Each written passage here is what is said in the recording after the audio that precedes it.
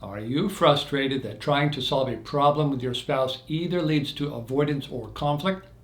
The method you use will determine the results you get. Let me help you with some conflict-free ways of solving marriage problems.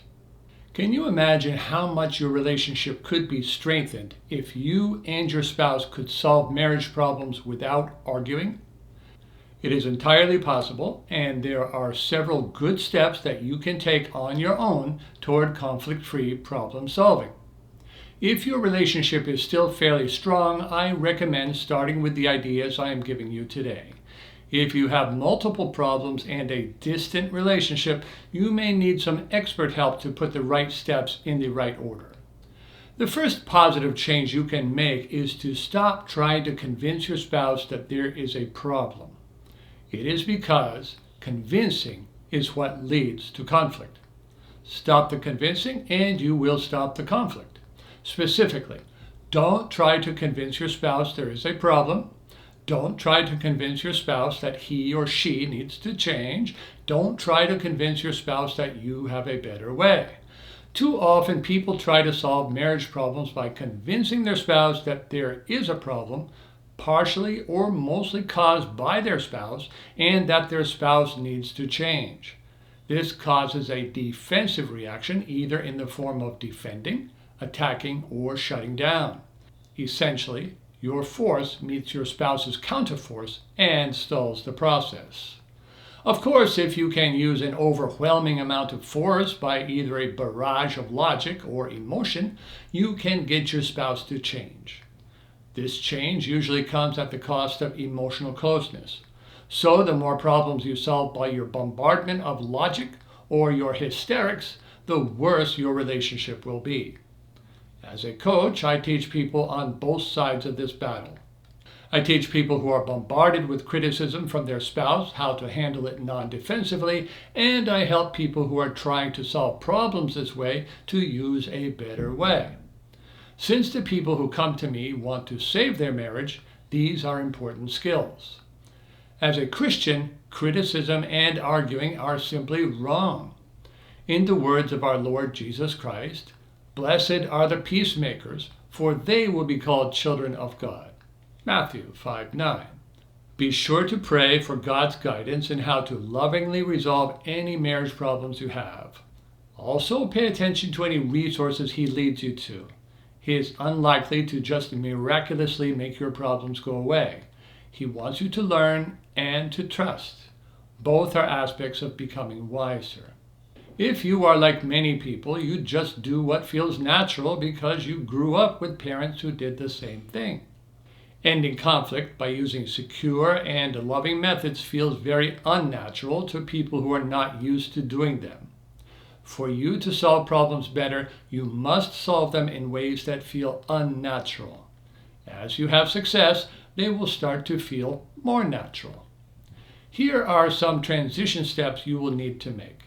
If you are already doing some of these, then it will be easier.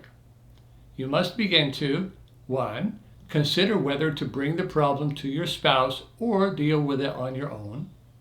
2. Consider what aspects of the problem your spouse would be motivated to solve. 3. Listen and validate your spouse's solutions and concerns before presenting your own. And 4. Be willing to try your spouse's solutions before trying your own, even if yours are better.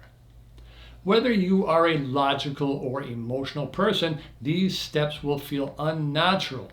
You may just want to solve things quickly and logically, or you may just expect your spouse to be concerned because you are. The truth is, we must talk as carefully to a spouse as we would to a friend or coworker. We need to validate them and look for win-win solutions. We must put the relationship ahead of expediency in most cases. Of course, if there is an emergency, your spouse will be as motivated to put out the fire as you are. But don't go making an emergency out of something which has been bothering you for 2 years. Some problems are best dealt with without your spouse. The rule is to only work on problems with your spouse when your spouse is in agreement with what the problem is and also wants to solve it with you. If your spouse agrees that something is a problem but tells you to deal with it, then do just that. Contrary to popular belief, it does not take two to solve marriage problems. One person using either marriage building behaviors and or good boundaries can restore a loving relationship. I have been helping people do that for years with people who have destructive spouses, cheating spouses, and rejecting spouses. If your spouse does not agree with the problem, does not want to solve the problem, or is the problem, then don't try to get your spouse to work on it with you. Your spouse's lack of motivation will create conflict, avoidance, or your spouse will not follow through on any solutions you come up with together. Let's use as an example a lack of emotional intimacy in your marriage.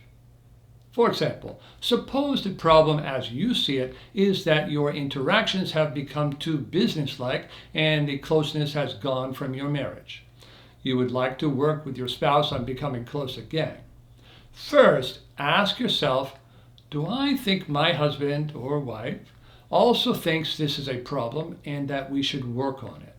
If you are sure your spouse has the same desires and concerns as you, all you have to do is approach your spouse and say, let's come up with some ideas for becoming a close couple again.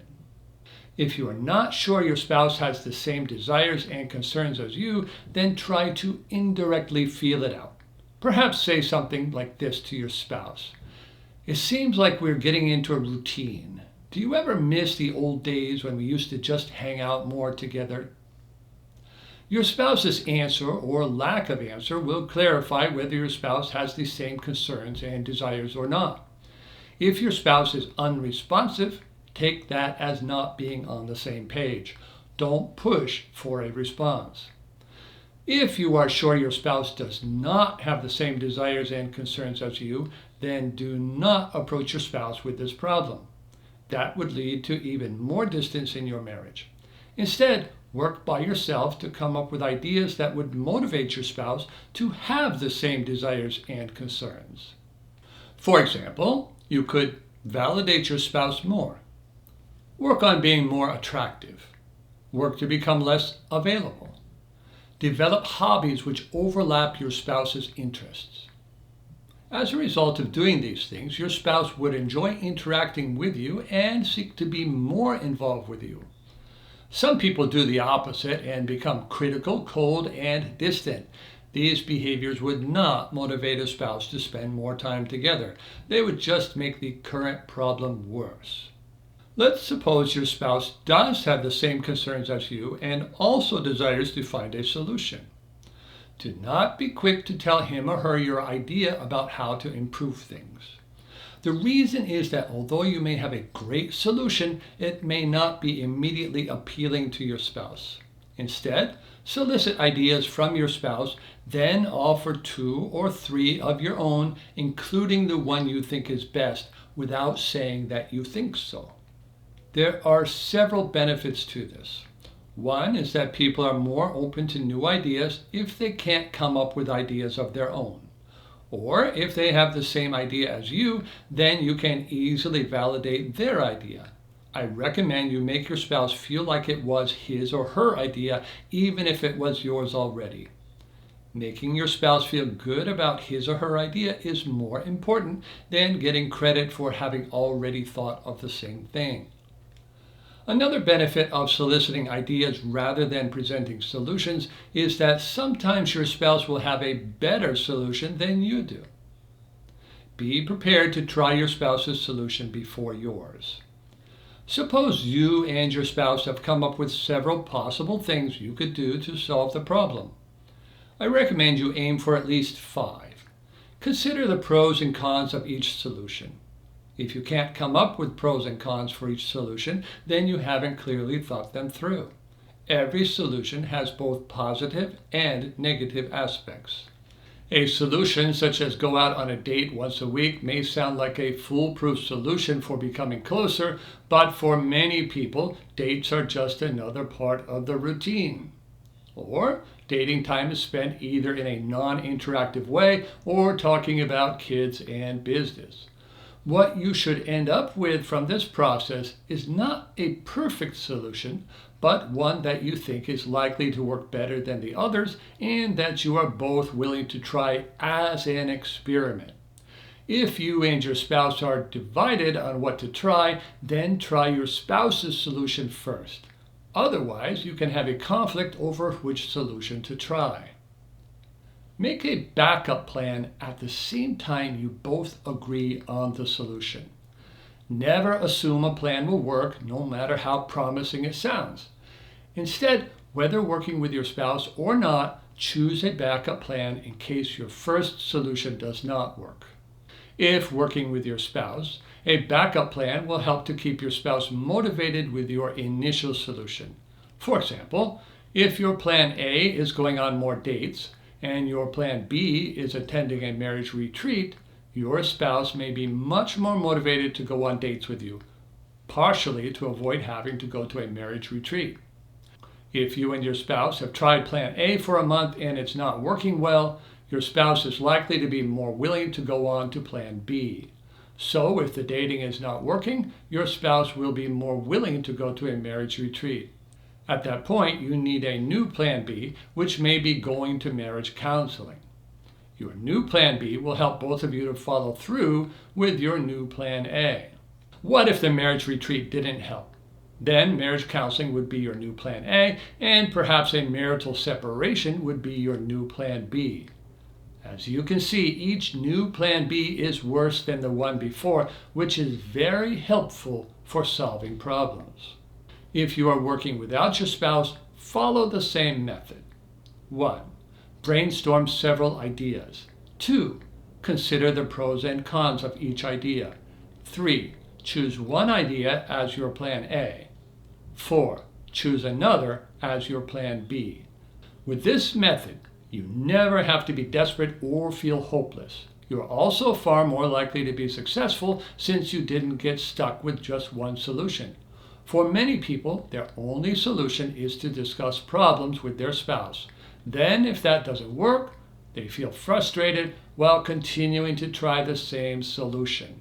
Eventually, this leads to negative behaviors, hopelessness, and giving up. As far as working on problems you believe are caused by your spouse, discussing them with your spouse is one of the least effective things you can do. Better choices would be validating more, increasing personal desirability, making positive requests, increasing your own independence, and using boundaries. These can create changes without creating conflict. When you solve marriage problems this way, your relationship will become closer. Solving marriage problems without arguing may be something that you can achieve on your own as long as you go gradually and don't get down on yourself when you mess up. Changing takes time, and it takes messing up too. Many people will just need some examples of how to solve problems in order to make progress. My book, Connecting Through Yes, presents the problem-solving method in more detail. It also includes many examples of how to use agreement while still solving difficult problems. Example issues covered are finances, parenting, affairs, separations, addictions, and so forth. You may need to get professional help if your situation is complicated by multiple problems, a strained marriage, or if you have exhausted your ideas for improvement. In such situations, you can either do more of the same, feel hopeless until you give up, or get help from someone experienced in problem resolution and marriage improvement. My coaching package, Restore a Loving Relationship with a Difficult Spouse, can help you to get from a place of feeling stuck to making progress in your marriage again. Learning conflict-free problem-solving methods is virtually risk-free. The only regrets my clients ever have about learning these methods are not having learned them sooner.